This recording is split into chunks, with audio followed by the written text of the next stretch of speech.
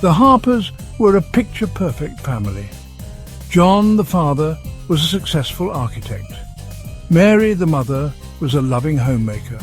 They had two beautiful children, 10-year-old Emily and 8-year-old Ethan, until one day tragedy struck. It was a bright summer afternoon. Emily was playing in the front yard. Suddenly, a car sped around the corner. Before anyone could react, it hit Emily. I rushed out, my heart pounding. I saw my little girl lying motionless on the ground. The ambulance arrived, but it was too late. Emily was gone. One evening, 6 months after the accident, the phone rang. Mary was in the kitchen washing dishes. The phone's shrill ring startled her. She hesitated, a sense of dread washing over her. She picked up the receiver. Hello? Silence. Hello? Then a faint whisper. Mommy? Emily? Mommy, it's me. Mary sank into a chair, the phone slipping from her grasp. The phone clattered to the floor. Mary sat there, paralyzed by fear and confusion. Later that night, I found Mary curled up on the couch. She told me about the phone call, her voice trembling. I hugged her tightly, trying to comfort her. A few days later, Ethan picked up the phone. Hi, Emily. John and Mary exchanged a horrified look. Ethan, who are you talking to? I was talking to Emily. She said she misses us. The blood drained from John's face. Fear took root in their hearts. John contacted the phone company, hoping to get to the bottom of the mysterious calls that had been plaguing him for weeks. Each night, the phone would ring, and an eerie silence would follow when he answered. It was driving him to the edge.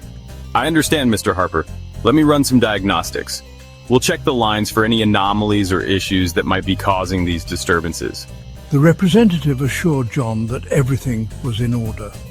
The phone lines were clear, and there were no technical issues that could explain the strange calls. No unusual activities. These calls are probably just prank calls. It's not uncommon for people to receive such calls, especially in the middle of the night. John refused to believe it. He knew these calls were different, more sinister. They left him with a feeling of dread that he couldn't shake off.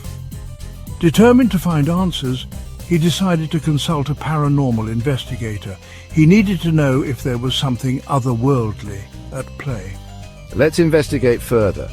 I'll need to spend some time at your house. We'll use various tools to detect any paranormal activity. The investigator spent hours at their house but found nothing. No signs of ghosts, spirits, or any other supernatural entities. I'm sorry, Mr. Harper, I couldn't find any evidence of paranormal activity. Everything seems normal from a supernatural standpoint. John felt a glimmer of hope. Maybe it was just a series of unfortunate coincidences. Perhaps there was a logical explanation after all. He considered the possibility of a prank but dismissed it. The calls were too consistent, too unnerving to be mere jokes. He felt trapped in a labyrinth of fear and uncertainty. The mystery of the calls continued to haunt him, leaving him desperate for answers. Despite the lack of evidence, Mary couldn't shake off the feeling that Emily was trying to communicate with them. It was a sensation that gnawed at her, a persistent whisper in the back of her mind. Every time she walked past Emily's room, she felt a chill, as if the air itself was trying to tell her something. She couldn't ignore it any longer. Emily, are you really trying to reach out to us? Is there something you need to tell us? Please give me a sign. One night, Mary had a vivid dream. It was unlike any dream she had ever experienced before. It felt so real, so tangible, as if she could reach out and touch Emily. She saw Emily, her face pale and translucent, standing at the foot of their bed. Emily's eyes were filled with a mixture of sadness and urgency, as if she was trying to convey an important message. Mommy, be careful. He's coming. You have to protect yourself. Mary woke up with a gasp. Her heart was pounding and she was drenched in sweat.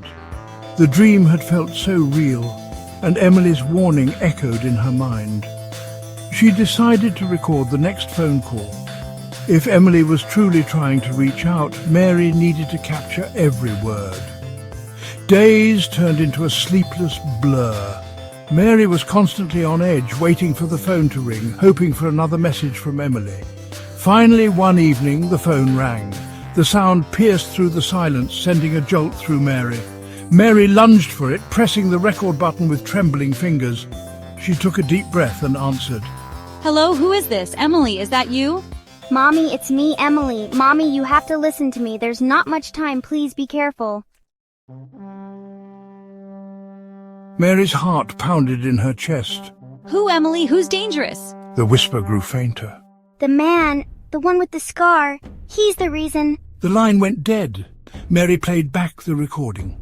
John, you need to hear this. John listened intently. We have to find out who this man is and what he has done. That night, John and Mary decided to stay up. Just when their eyelids were drooping, they heard it. A single sharp knock that jolted them awake. John and Mary exchanged a look of terror. The night had been filled with strange occurrences, and their nerves were on edge. Every creak and whisper seemed amplified in the silence of their home. John cautiously approached the door, his heart pounding in his chest.